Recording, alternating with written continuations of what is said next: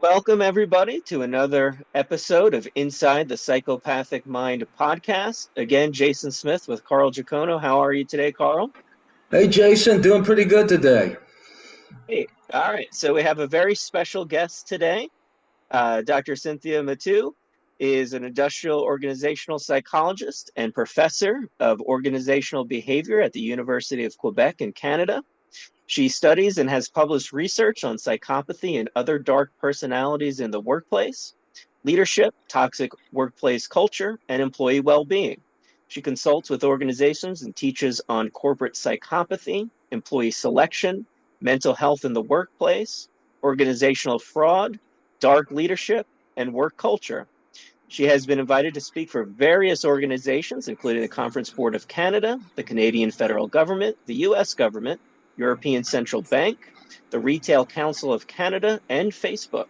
She is the author of the book Dark Personalities in the Workplace and regularly posts on LinkedIn and YouTube and hosts a podcast titled Healing Workplaces. And she has a new book coming out in the fall titled Toxic Workplaces. So be on the lookout for that. Cynthia, thank you so much for joining us today. Thank you for having me, Jason and Carl.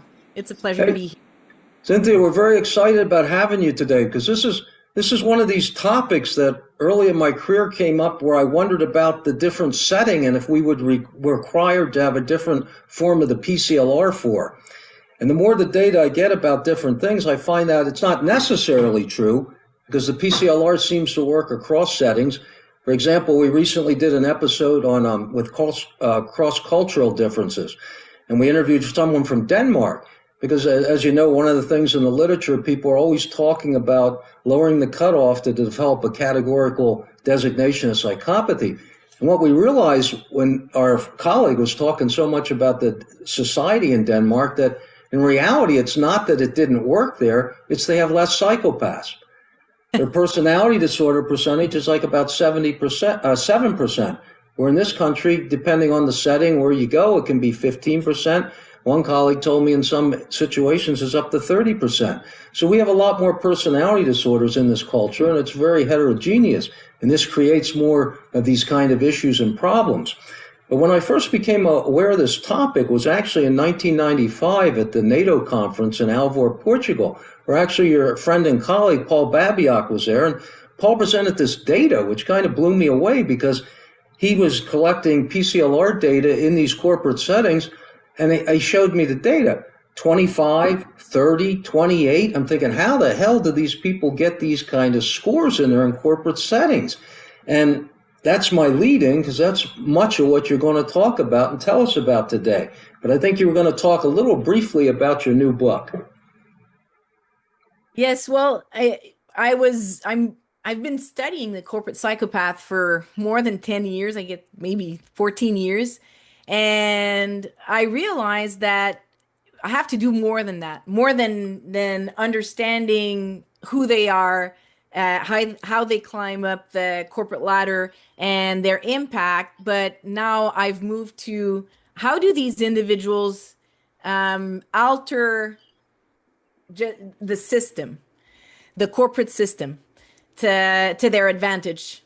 So it's the manipulation I want to look into, and what type of power they want to have within the organization. For instance, I'm realizing they're very close to human resources. So oftentimes they get close to the individuals, either upper management or human resources, because they are the entities and boards as well. They are the entities that can make them accountable for wrongdoing in the workplace. So if they have them in their in their back pocket, if they can control them, then they can do whatever they want. So that led me to trying to really understand, how do toxic workplaces or workplace cultures, or how are they created, by whom, and how are they maintained, and who do they profit, is really the ultimate question, right? And then behind that, it's kind of a full circle. I get back to the individuals that I started studying at the beginning of my career with Paul Babiak and Robert Hare. So this is what you'll be talking about in the book, and this is a good lead in because that's what we'd like to hear about. As a, what does an I&O psychologist do? How do you come in contact with these people? And then if you can tell us a little bit about how they enter the system and they seem to thrive. Yeah, I have a bit of an odd, I'd say, background where I'm both a clinical psychologist and an industrial organizational psychologist. So I did both during my PhD, and I started working within organizations in IO psychology, selecting managers and employees for different firms. And then I got a position as a professor. So I was studying violence and corporate psychopathy in my postdoc. It was major mental health disorders and psychopathy and violence. That's what I was studying. And then I was also working for an employees assistance program. And then I noticed that a lot of employees were coming in and suffering in their workplaces. And when they were describing the individuals doing the harassment and the bullying, it was kind of like PCLR check, Yes. check, check, check. And then I thought, oh my gosh, these are the same individuals. They just somehow managed to be functional in different workplaces.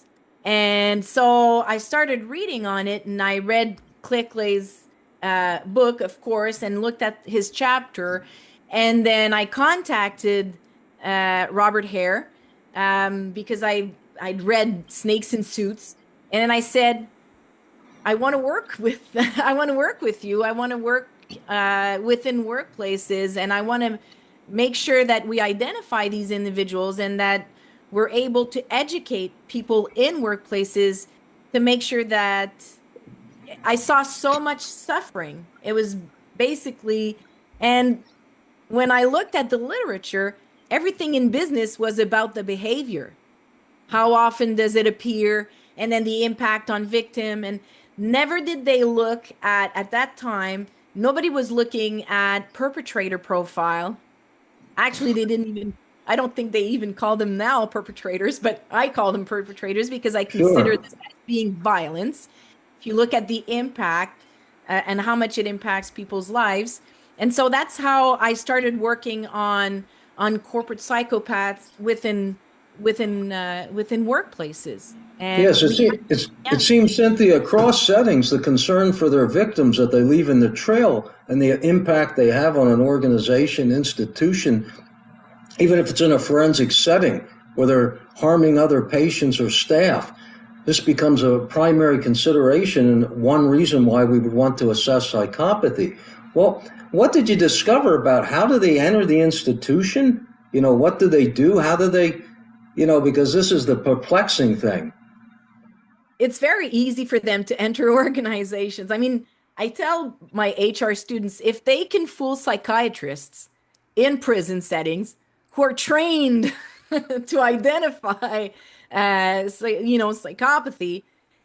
I mean, how it's so easy for them to get into organizations and lie their way into, corporate settings. And So most do of they yeah, do they tend to fabricate things on their vitas or resumes, and how do they set up a trail that's false in order to get the job? they do, but they don't even have to because most Okay. organizations hire based on unstructured interviews, right? A lot of them do. And so they introduce, and we spend so much time in business and IO psychology, especially in the past, I'd say 5, 10 years, talking about the negative biases and how important it is to not give into your negative bias when you're selecting individuals, whether it's race or gender or age or but I tell my students it's so important to also look at the positive biases because I really think that these individuals bring positive bias. And the positive biases that we know in selection settings is, good looks, looking very confident. The biases in successful. So how do we define success? And individuals who come in, and that's all in the business literature, but no one's ever crossed it with, for instance, psychopathy and how they come into, a selection setting and how comfortable they are. So we know that individuals who come in and don't show any anxiety, uh, that is perceived as, oh, this individual is successful. This individual will be Oh, gotcha. able to make difficult decisions. So I think Paul Babiak had done a table on how the psychopathic traits are actually oftentimes mistaken for leadership traits because lack of emotions, oh, able to make difficult decisions, the fact that they're very comfortable in chaos, oh, this person is going to be able to multitask. Even the impulsivity of the psychopath is seen as, oh, risk taking, that's a good leader, they'll be able to. So easily they enter organization, and just as easily they work their way up the ladder. Well, that's what interesting you said. I'm glad you used the word mistakenly taken. Because in other words, the evaluator, the interviewer takes a superficial approach to these traits without looking at anything in depth themselves, and these people don't have depth. So they're not really probably checking out their backgrounds in depth or doing like what Jason and I, working for the government at times, had to go through an FBI background check. So they're probably not doing a lot of things like that. And what you're saying is these kind of traits, particularly the superficial charm and the shallow affect, tend to be seen as positive things. Exactly. Most of the traits, actually, if you take away the factor 4 of psychopathy, which is the antisocial behaviors, I meant, because you're not even allowed to ask that, and that's what plays into their hand too, right? Because there are Oh, laws. geez. There You're are not laws allowed that to ask it? you're not allowed to. Well, I mean, you would be for certain positions, but for Right. sure, a lot of you can't evaluate for psychological disorders. So That's you don't, unlawful. so That's unlawful. they don't do a background check? You can, but at least in Canada, I don't know in the US, Yes. but in Canada, you can do a background check, but there's a new law in place where people who answer for the background check, they can't say anything that would prevent the candidate from getting the job, or they can get Why? sued. So So a lot of you those, can ask them if they're a serial killer or did a mass murder, because that might prevent them. Boy, this I is mean, crazy. there are ways. There are ways, and I tell people, if you do a Yeah. good job and you do a structured interview and you're looking for specific traits and skills, you can definitely have. I mean, at least you'll have red flags for sure. I mean, if you look for things, and you'll know from your clinical evaluation, Jason and Carl, from the evaluations you do, if you're looking for, and I say to my students, first skill, if you hire a leader, for me, is humility, Yeah. right? And these individuals are not, they're not likely to try to act humble in a selection interview. They can fake other stuff, but they won't act humble because they're evaluated, Can you right? give us an example Of of when you're interviewing how they might come across or what they they might say?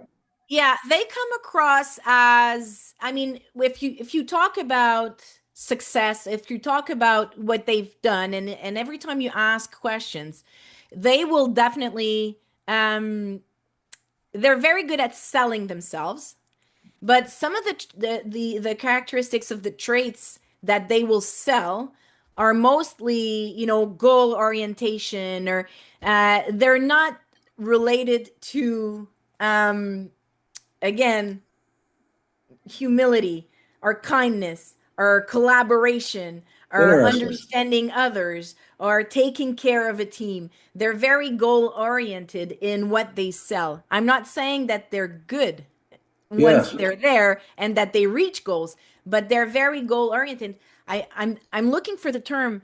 But I mean, they're not communal. If you want to look at the traits that they will be selling in an interview, it won't be anything that's, There you go. Yes. relational.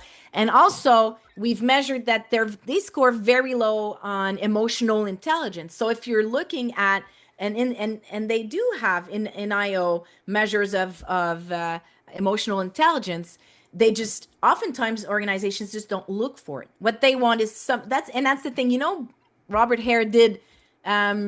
He there you can still find it on YouTube, but in a documentary, the corporation, he evaluated corporations on the PCLR, not necessarily clinically, but just I think for for the interest of it, looking at what are the different PCLR facets, and then he was looking at corporations, and oftentimes there's a match. There's a Huh. match between what you sell or who you are as a corporation and what Yes. you say you're looking for and the psychopathic profile. Yes. So, okay, this is at the interviewing stage or when they're getting the job. And what I'm reminded of when you talk about this, Cynthia, is that, in my first book, Jim Greenstone wrote a chapter on hostage negotiation. And basically, he was attempting to assess some of the factor one items during the hostage negotiation process. And then a second edition of that book, The Clinical and Forensic Assessment of Psychopathy, Dave Cosson, in a chapter we wrote together on transference and countertransference, wrote about an interpersonal measure of psychopathy. So it sounds like at that initial phase, what isn't done, which should be done, is kind of looking for those factor one items like the glibness, the affect, and so forth. Now, Right. so they get into the institution now and they're working in the setting. Now what happens? What kind of problems do they cause? What do they do next? And and to get back to what you were saying, because I've worked with Dave Cosson on that, and we're trying to look at how we could identify some of that nonverbal interpersonal behavior during selection settings for psychopathy, and he did one for narcissism as well.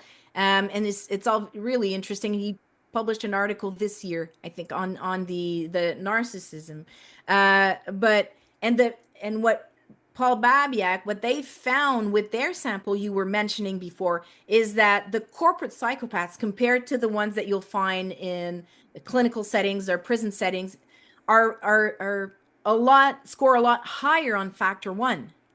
So what you just said, the fact that it's not even like the glibness is seen as a positive, these guys score really high on that. So this is what distinguishes them also. So once they're there, so once they enter the organization, then they'll scan, they'll make an assessment. Paul Babiak talks about the psychopathic process within workplaces. I think it was in your book, I actually, because yours is one of the first books Yes. that I read. So, and that's one of the reasons why I said to Paul, I'm going on that podcast. I read what he's published, and it was amazing. It was an eye opener for me. So yeah, so they scan, they assess the organization. I would think that they do the same in every setting they're in. Right. Uh, Criminal settings, if they're in prison settings, that's how they're able to manipulate there too, right? So they Yes. assess the Well, organization. we interviewed our colleague who did the last psychological evaluation of Charles Manson, and he described when they were bringing Manson to the prison, how he had scoped things out and checked things out, and even when he was going to see our colleague, how he had assessed things, noticed what car he was driving, things like that. So yes, it seems like a similar process wherever they go. Yeah, they scan and identify who the leaders are, who the individuals are within the workplace that they can manipulate then, and who can protect them. And then they start their manipulation, and that's when the mask comes on, and then they use people to look good, and then they'll send that one important email of the day. They don't do anything productive, but to the right person to look as though they've got these extraordinary ideas, and they steal ideas from their team, and they manipulate at every level. And that's what got me interested in looking at toxic cultures, is how do they manipulate the culture? how do they manipulate? We know that within organizations, a culture is created from the top down. So once you've got someone like a psychopath at the top, they will influence everything, and they have the power to do so at Yeah. every level. So once they're there, they'll manipulate, and then they'll start looking at who might be an obstacle, and it's quite easy to do in any type of organization. I mean, academia or ever anywhere else is like is whether it's a private sector, public sector, you start identifying individuals, and then they'll start rumors on that person, and they'll just hurt their reputation. And then once the individual is ready to say, I'm noticing something, I don't think this person is, I think this person is unethical in how they're conducting business. Their reputation is already done for, and this So individual is already extremely powerful. I imagine part of that process, they're looking for allies, they're looking for people that may interfere with where they want to go, and they're gathering information on people that they can use to manipulate and blackmail them. Exactly.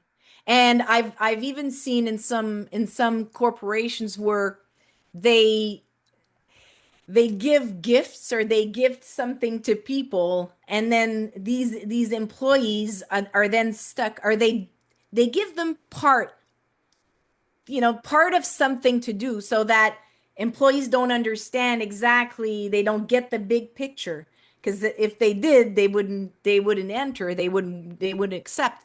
They give everyone part of something, and then once people understand that they're part of a scheme, then they say, well, too late, you're already in it. If you take me down, I'm taking all of you down as well. So people are afraid, and I've seen that happen more than once They with good employees. they operate with different rules. Most of these Absolutely. naive or gullible employees are kind of thinking about a model of cooperation. Right. Also, when the psychopath gets to the point of saying, well, if you do this, I'm going to do this, you should have your ducks lined up and be able to say, go for it. And you should have Exactly. your own allies to be able to get rid of them. But most people don't think like that because they're not expecting people like this in that setting. So they're very vulnerable to being victimized. And that's why, I mean, your podcast, the one we're doing today, and I think a lot of the work is so that we're trying to do is so important, is just the goal isn't to start diagnosing everyone as a psychopath because you don't like them in your workplace. That's not the goal. But the goal is to understand that there are individuals who play, as you say, with different rules. And it's so easy for them to manipulate in workplaces. But the damages, and that's the thing, the damages are huge, because you're talking about in people, and in their work, and work is part of our identity, but it's also what we need to do to survive if we have a family, to pay rent, to pay for food, to so and they know it, so it gives them so much power, and especially in today's economy where people are extremely anxious about their finances. I'm just worried that these types of environments where people are already stressed out about losing their job, or not making ends meet, that gives these individuals so much power to do Of what they course, want. they don't have the same attachment. And if they lose a job or something else, they'll just go to the next one, fabricate a background, and do the same thing. Oh my gosh, I'm so glad you mentioned it.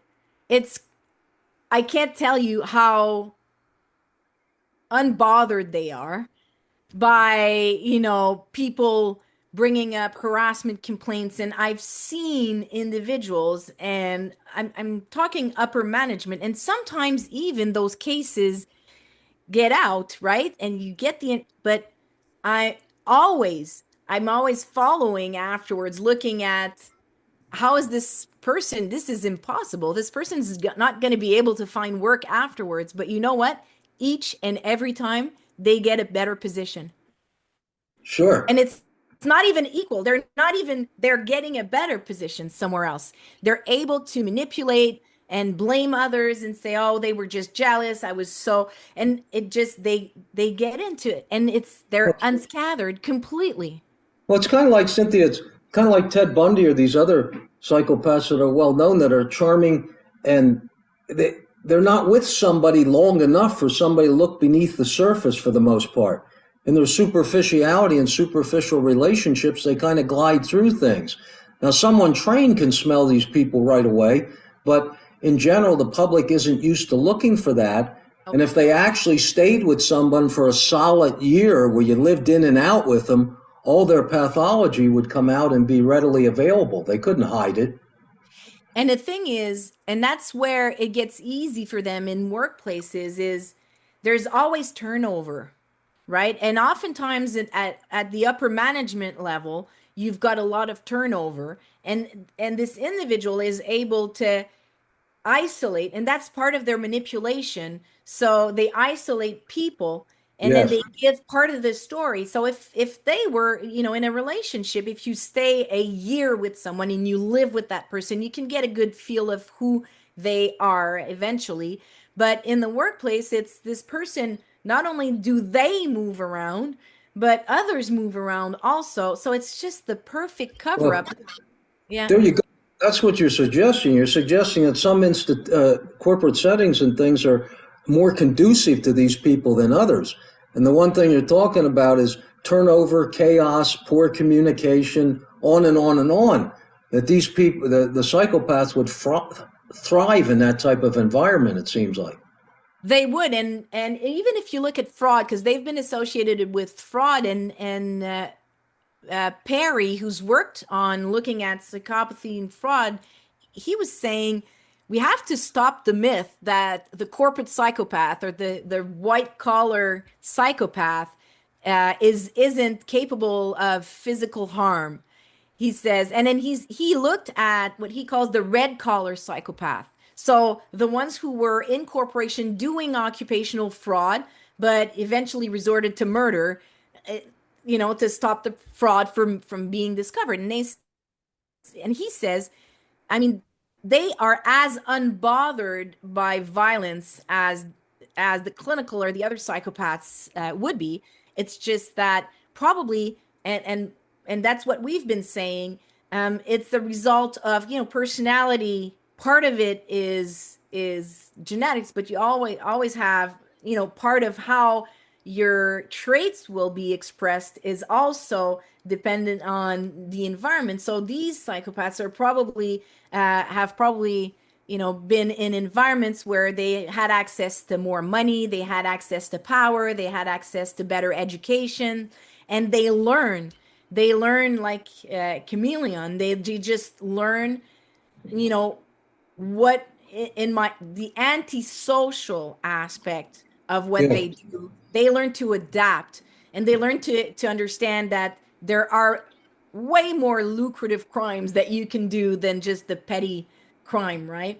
So And that needs to violence be for them is not a tool that they choose to use because it's not useful in many ways.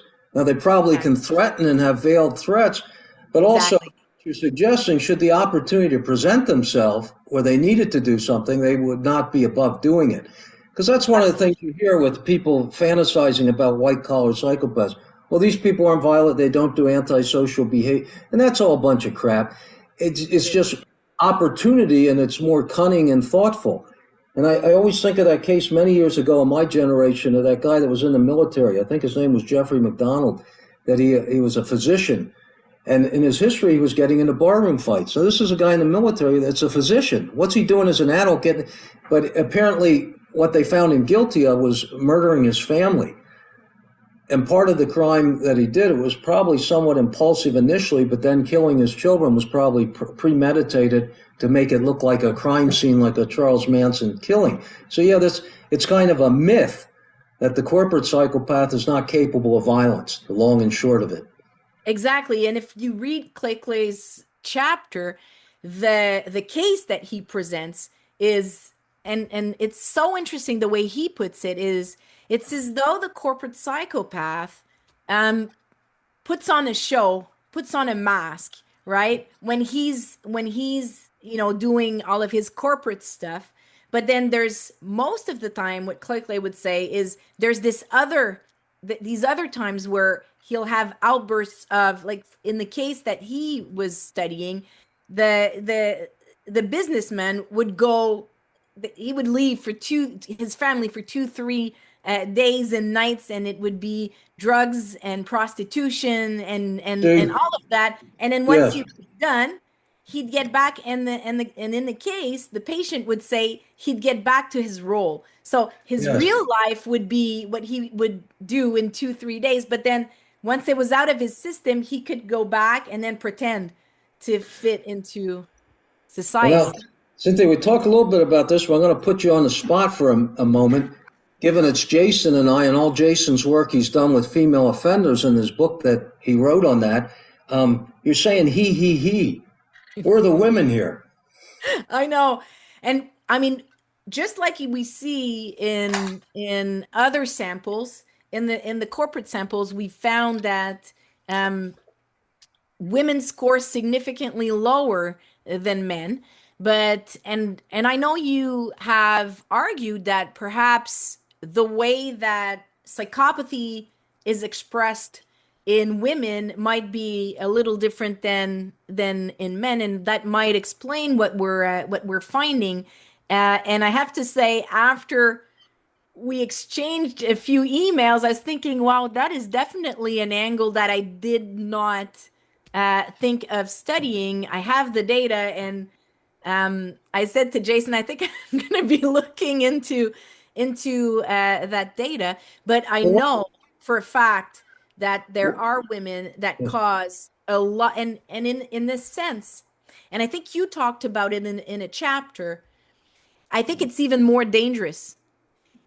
and you People know don't what I'm understand. thinking? Yeah, go ahead. What I'm thinking, and Jason may have a thought about that. It's like we always come back to, we recommended modifying certain items on the PCR for females, but we were still finding females that are 30, 32, doing the same behaviors as hair psychopath and all the research with men.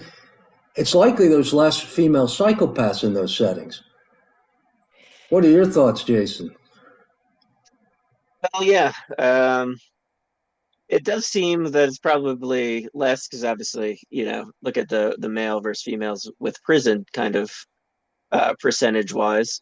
That could be something. But yeah, like Cynthia was kind of saying, and some of the comments we've had from some of our viewers, they definitely say it exists because there was a couple that wanted to hear about coworkers or bosses that are psychopathic women, and one person made the comment like that she's had a bunch of trauma, and it seems like the female psychopaths kind of like make a beeline. They can kind of smell some of the trauma. So maybe I guess yeah, maybe how we're assessing it or looking at it. I don't know. I think there might be some myths related to it when we get to female. Like when we talk about motherhood with, like Right. they couldn't do that to their children. They must be doing it for their children. So if when a Yeah. female rises up, she had to overcome a lot of things. So she must not be a psychopath. She must be really, on her game or something like that. Or maybe there's some we don't want to call a female psychopath in the workplace. So maybe there's some comments related to that. I don't know. Well, Cynthia, then, what ultimately happens to these people in the institutions? And you've suggested several outcomes, but rather than put words in your mouth, I'll just ask the question: what ultimately happens with them? That's a good question. And if we're talking about female psychopaths, I think one of the Or things that, males? yeah, well, I think it could be a little bit more dangerous because you were talking about the myths of female psychopaths. So I'm thinking they would be harder to spot because of those myths. Because we think, oh, women, if they're there, they're motherly, they have probably. And I'm thinking, I don't know, you get me thinking it's a hypothesis. How about Okay. in an organization where it's profit first, where it's you have to be hard on employees, you have to be this, you have to be that. Who are those females who climb up the ladder? What are the profiles? And also, Ah, and maybe a question for you, and I'm not sure. I'm just you got me thinking, would it be easier for them to fake emotions, would it be easier for them Yes. to fake emotional intelligence, for instance, more than for a man? Because reading what you have written, I'm thinking if it is, then it would be easier for them to rise up and fake. Interesting. And I don't know. I'm just, this is Yeah, something I could study. but I'm In just you, our saying. stuff, yeah, we've yeah, it's like a pseudo emotionality. Like they can put the tears on, but they can quickly shift. It's very labile. But yeah, they definitely that's how they manipulate a lot is with emotions, and they get the person to feel sorry for them or things like that, and they use that to then con or in our settings, obviously, maybe bring drugs in to them or, sexual relationships, things like that. But yeah, emotions, they use that highly, highly likely. But we call it more pseudo emotionality because there's like kind of a shallow and very labile kind of feel to it.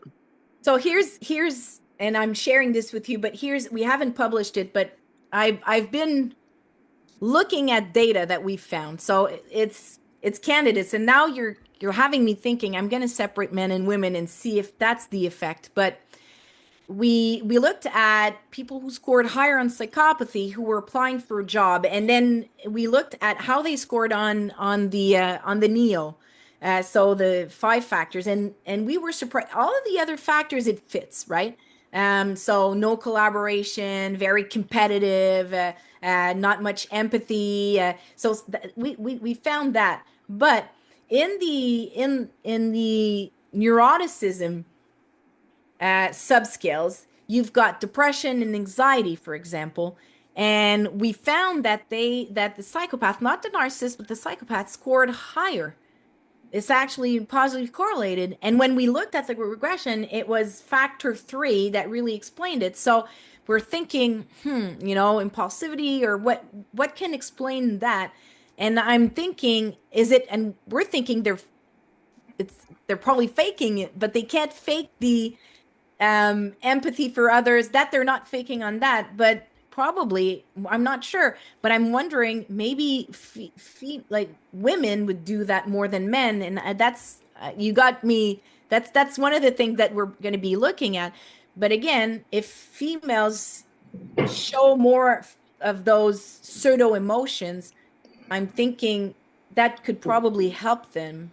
well, um that makes sense, Cynthia, because see, the females are relying on others for help, others helping them to regulate emotions, even though they're shallow, and also on others for regulating their self-esteem. Where the male psychopath just doesn't give a crap. I mean, it's just not an issue. It's not on the radar. So these kind of concepts, they wouldn't even think. It's just not within their personality, because with a lot of Jason's research, what was found was that hysteria and borderline tend to correlate with the female psychopath, where narcissism with the males. So, I mean, anything that would differentiate those, you would think would extend to psychopathy. Oh, I think, yeah, you gave me an idea for for a next study, but I Well, am as when you figure it out, you're more than welcome to come back and tell us the results, I guess. Yeah. I will. I might even write you to get your input. But as for your other question, what happens to them? And I would say Yes. nothing, Well, because it sounds ability. like though there's various outcomes. They get promoted. If the pressure gets too much and people are paying attention, they just move to another job without any And problem. the And I guess crux of it some. is the crux of it is organizations don't want bad press. So even if you look Oh, at, yeah, yeah, and they, that really helps them, right? So even if sure. people know what they're doing, they're going to protect them, because ultimately what they want is to protect the organization. 60% of corporate fraud is never reported. And that's Oh, every year. The fraud examiners report will tell you that. And they ask for the reason, why didn't you report it? And then the number one reason is always, always um, fear of bad publicity. And the second reason is we've dealt with it on the inside. And you know how that plays into the hand of these types of individuals. Because I mean, as soon as they the org and again, you talked about the type of manipulation that they do everywhere. They do it in the workplace, so they know a lot about the organization. They make it their business to know a lot about anything that the organization may do that's not entirely ethical. And so that's their bargaining chip. So Yeah. no one can ever touch them. So There's no oftentimes there's no consequences. In there's no fact, never. what you're saying in that setting, they probably give them a severance package to go away and just There you shut go. up. That's what we So see. we were in the wrong business, Jason. I think so. If some of our inmates watch this program, they're going to switch because they're getting caught. They're doing time. You go into Yeah, that, Yeah. the behavior is reinforced, Cynthia. Yeah. Yeah, yeah. absolutely. Absolutely. And I mean, and they can even sign, if they sign the package, they sign that no one's ever going to talk about what happened, Oh boy. which helps them, if they ever go into another organization. And then that's partly explains why they'll continue their careers, and they have great careers. Nobody will never hold them accountable, because if they did, then you would have to look at everybody else's behavior within that corporation or organization, and no one wants that. So it's all hush hush. They leave. In some big corporations, they'll just transfer them to another unit. We Oh see that great. all the time as well. It's like the Catholic priests, right? So just transfer them over to somebody else. That's It's a big Exactly. unbelievable. corporation. Yeah. I think all the people we worked with for years are reminded of the guy that was a psychopath. I've told stories about. I followed him. And one day I'm doing a presentation in a outside conditional release program, and I'm given his case because I followed him in 3 different institutions and had to manage his behavior. And the guy head of the program says, "Carl, we got that guy." Remember, I'm not mentioning names. He got out and he won the lottery for $200,000. So I mean, that's rare in our business, Jason and I, but in your business, these people they're winning the lottery every time. And Bob Hare told a story where he was giving a talk for ethical board or something like that, and then after a few months, the president of the board, or the guy organizing the conference, hadn't paid him, and then when he called them, the guy had been arrested for fraud. And so and that's the thing is, I see so many of those profiles in the head of, oh, I'm head of this committee on ethical behavior. I'm head of this, and then and then no one ever questions what they're going to be doing, because they're the ones doing the presentation on ethics. It's so easy. It's Yes. so easy in corporations because people just believe anything, right? Yeah, arrogance is reinforced. It's Yes. like one guy published in the Rorschach literature, published his own Rorschach, and then says, "Oh yeah, this is wonderful. See, it's invalid because I'm fine. I teach." I mean, it's that kind. It's just unbelievable. Well, Exactly. let's get around to now. Yeah, I want to hear what your impediments are as a psychologist working in those environments. I mean, you've given us some idea that you're probably helping victims and damage control and trying to get people at least to the point that they're given their severance package and getting the hell out of there. But I mean, what are the impediments to being a psychologist? Because you have this knowledge, you're seeing what's going on. What are the impediments? And nowhere to share it. And that's the thing, not in an academic, I'd say, setting. It's very tough at first, for the first many years. Publishers would say, or the editors would say, "Oh, we don't cover that topic. We don't cover that topic." And then I was thinking, well, you cover narcissism in the Yes. workplace, so nobody wanted to touch corporate psychopathy. And then I would say, I think the dark triad happened, and then it started to be very sexy in terms of, oh, this is all really interesting, and then that went out, and so a lot of stuff is published on the dark triad, and that was accepted. The psychopathy inside of the dark triad was more accepted, and now it exploded. There's a lot of stuff that's being published on psychopathy. I think the problem is differentiating the good from the bad, and that's something that is discouraging to me. Is first, my my reason for studying it in the first place was to help victims, and I was thinking, when we publish an academic in an academic journal, the only people reading it are experts, and a few experts, maybe if we're lucky. How do I reach people who really need to hear about it? And that's why I'm working more and more on LinkedIn, on books or things that are accessible to people.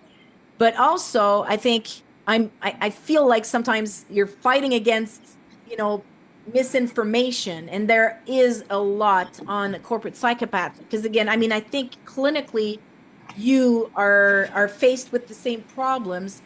What we're seeing is a lot of people in business studying psychopathy and quote unquote, because I mean, it's the measures you look at it and it's not based on theory at all. And you're looking at, and then they're coming up with results and with, oh, successful psychopaths. And I've seen and I've read so many articles saying it's a good thing to hire psychopaths within your workplace Oh because they'll Lord. do this. And that's more and more of that I'm reading, to the point where I'm thinking, is it even, I'm telling you it, this is the first time I say it to people I don't know or who aren't close to me. It's really discouraging, to the point where you're thinking, you know what? I've been working, 12 years on the validation of a measure, making sure that it's good, making sure that, and what's it all for, where people are just coming up with new ways of measuring psychopathy, mostly taking out all of the antisocial aspects of psychopathy, which we believe is at the heart of who they are. That's Sure. one of the things that this that makes them different from other, personalities. But the antisocial for us is corporate fraud, the harassment, the violence in the workplace, the incivility, all of the misbehavior that they're doing in the workplace, and the schemes and everything that they're running in workplaces. I mean, it's different from maybe the violence that you see in society, but it's so damaging. And it is, I believe, it cannot be removed from the definition or a measure of Yes. psychopathy. So Well, that's those are the impediments, I think. we experience the same thing, Cynthia, and the culprit is often the same. It's academic settings. We have people in academics that kind of have never even worked with a psychopath and that, but they're writing papers and they all sit around like the martial arts studio that has the tournament for their own kids and then gives tournaments to their trophies to their own kids. So the academic world controls the publishing and it controls these kind of issues. And for us, Jason and I, people are injured and stuff because of these things in institutions. You get to the courtroom and you're trying to testify in an appropriate way about the research and science. And these idiots, you get these theories that have no basis in reality and so forth coming up, that it creates a lot of confusion in the literature. I think one of the impetus for Jason and I beginning this was to try to get out information for anyone that wanted to listen, because it's better than doing nothing. But you do get to the point of being very frustrated with it. But certainly, we would encourage you not to give up and keep doing it. You can always start your own podcast. You can come back on ours, because the truth is, well, I watched the X-Files for many years. So it's no longer the truth is out there like Mulder and Scully. We have to put the truth out there. So it's a little different than those days, but it is a real thing, impediment. It's the biggest impediment to kind of this work.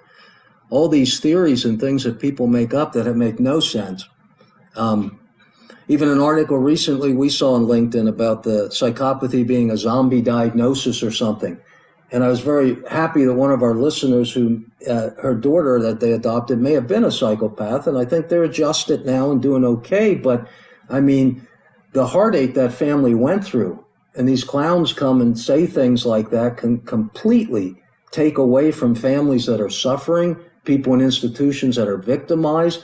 They get people hurt in the settings Jason and I work in. So And I'd encourage you. you asked about the impact on these individuals, but what I see in workplaces is when there is an investigation on one of these individuals' wrongdoing, if a victim comes forward, more often, and that's documented more Yes. often than none, and in my recent study on toxic workplaces, most of the victims were the ones who lost their jobs. Oh boy. So that's something that I think is different when you look at the impact that they can have is once the victim comes forward, then they can, if they control human resources, if they control boards, if they control, then they can start putting pressure on the victim, making their work life a living hell. And then they start saying, oh, this person is not up to par. They're not doing their job as well as they did. Of course, because you're putting so much pressure, you're harassing the person, and it's true, the victim starts feeling bad, their productivity suffers, and then they evaluate them and they say grounds for dismissal. And that's how people are tossed. It's And it's easier to sweep the horrible. problem under the rug than to acknowledge it exists and it's going on there. Exactly. It's horrible. Well, And I Jason, think, did you go ahead, yeah, sorry. I guess, we talk about how psychopathy is mismeasured in society and prisons and stuff like that. So mismeasuring it in the corporations causes a huge issue as well, right? Once you let the wolf into the hen house, it doesn't seem like they ever leave. Exactly. And they know the laws better than anyone in there. And the eventually and the question, should we hire, and I'm not kidding you. I get that. Every time I present in a number of organizations, people raise their hand and tell me, well, you know that thing you're talking about, humility and empathy. And if we hire, I don't think you understand what we do here. We are profit driven. We need to, we need people who are productive. So if we hire people who are empathetic, if we hire people who are, have humility, then we're not going to be, eventually, we're going to suffer as an organization. And I keep saying it's not an either or. You can have Yes, a very good person who's goal driven and he's good, but that's it's a it. very short term type of way of looking, because in the long run, not only do they harm employees, but they will harm the organization for And, sure. and it's the idea where psychopathy is a combination of traits. It's not one trait. So yeah, someone in one area can have a little less humility, but still have attachments and other things. So yeah, that's always the problem with the research, the literature, when you're trying to explain it and putting it into practice is people will say, well, I know somebody that does that thrill-seeking behavior. They seem to be fine. Psychopathy is a combination of traits. It's not the one trait. You have to have all of them, or, the majority of them. Exactly. That's why it seems like the PCLR is the optimal kind of measure. And I know you made the B scan kind of with that, right? Versus some of these other self-reports and stuff like that just doesn't seem to be adequate enough. Can you kind of speak to a little bit to that, I guess? Yeah, the B scan is basically, so the way that it was created is it was 125 items, and they created the items, Paul Babiak and Robert Hare, but I've been validating it with them for many years. And basically, they talked to psychiatrists and and psychologists who were experts on psychopathy, and then business people, and then they had items created, and then they had them evaluate what is good for business and what would you identify as being psychopathic. They kept the items, but it's not as direct as the PCLR facets are, for sure, because it's not evaluated in the same way, but it's evaluated in cognitions. How do you view business? How do you view work and behaviors? What does a good leader do, and what would you expect? And so we took all of these items, and we were able to find the four factor, same as the PCLR, and basically it's exactly the same factors. And that's why I'm saying the antisocial, so factor four, which would be poor behavioral control in the PCLR. For us, it's harassment in the workplace and other misbehavior in the workplace, but certainly as violent, just a different form of violence. So yes, we've been able, and we've tested it in, I don't know, about 5,000 on about 5,000 employees, different types of organizations, men and women, police officers, firefighters, all sorts of, jobs or job titles. So, and the same four factor is always there. So there's the B scan self-report, and then there's also the B scan other. And that one also had a four factor, same structure as the PCLR, as the SRP, but of course, I mean, the ultimate goal would be if we could have the interpersonal, Dave Cosson's interpersonal, and then if we could also create something for Carl, you mentioned references. So if we could create some type of measure where people can ask questions, of course, IO based legal questions about certain profiles, and in that you could have at least red flags. I mean, you're not legally allowed to, that's another question we get. You're not legally allowed to test for psychopathy, to screen out, for psychopathy or narcissism. The MMPI was used, a while back for selection purposes, and it's now illegal to do so because then, for the Disability Act, if you're identifying a clinical concept, you can't discriminate against someone. But what we're saying is it's a risk, it's a red flag. It's, what you want to create is measures that will allow you, or ways that will allow you to reduce the risk of hiring individuals who will be, abusive leaders, and really make your organization toxic. Yeah, and you Sure. talked about like the unstructured interview. That would probably be the perfect spot to kind of ask some of those PCLR questions, right? Unfortunately, that doesn't seem to be the case. But that's kind of like our work that we've done with Carl and Ted. We've used the PCLR and the PAI. They've seemed to, and the Rorschach kind of come together. So yeah. So unfortunately, it would be nice if you could just do the PCLR with them. It'd make things a lot easier. And you would find it out, but it doesn't seem to be. Unfortunately, it seems to be an impediment and not as realistic, which then causes problems about assessing them and measuring them appropriately when they get there. Right. If I was to ask you, what would what would the traits that you would be looking for if you're thinking, you take what you've studied with clinical psychopaths in a selection process, what are the things that you think we could be looking for? I mean, because I think it's not that far fetched to kind of learn from one environment and bring some of it to the other. And you're not allowed to evaluate for psychopathy, but a lot of those traits are called skills in IO psychopathy, are competencies, but they're basically, a lot of them are basically personality traits. I know Carl has his interview schedule, probably takes some of those that we've used there, right?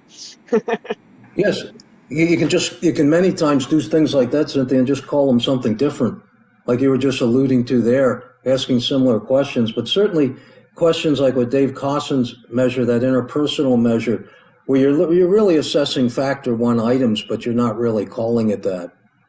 Right. Right. Yep. All right, Carl, any final thoughts or any Cynthia, any No, final a lot of thoughts? things to absorb and think about. Very helpful. Yeah.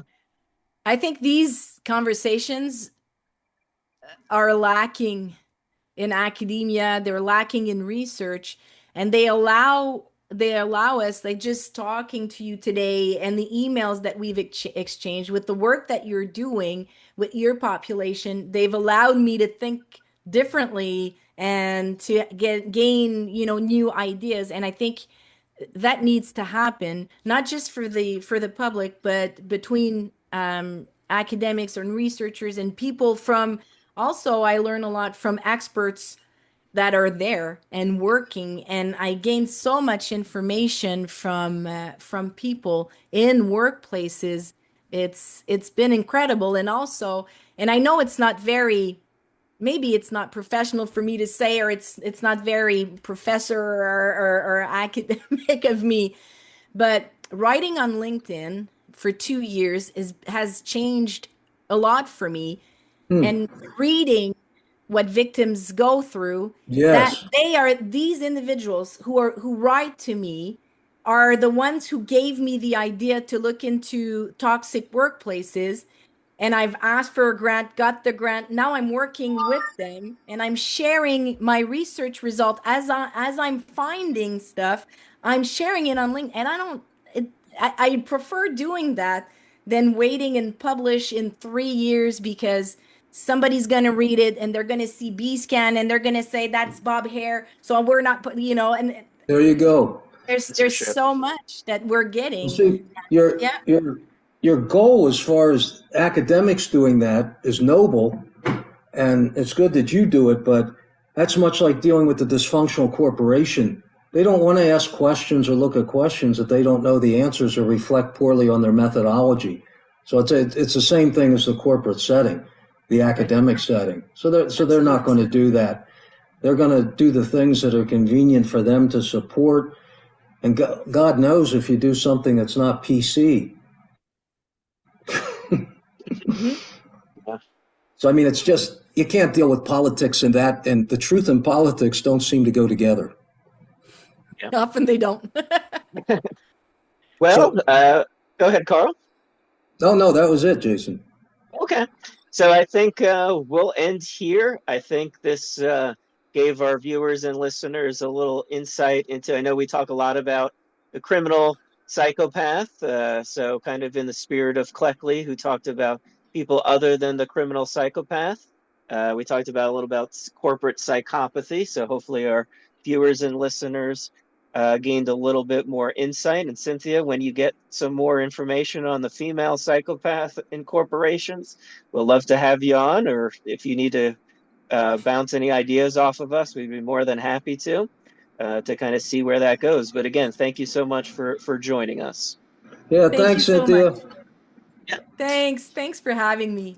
you're welcome. All right, everybody. So thank you again for listening and watching. Again, you can follow us on YouTube or wherever you get your podcasts. Feel free to like, share, or subscribe, and we'll see you for another episode. Take care, everybody.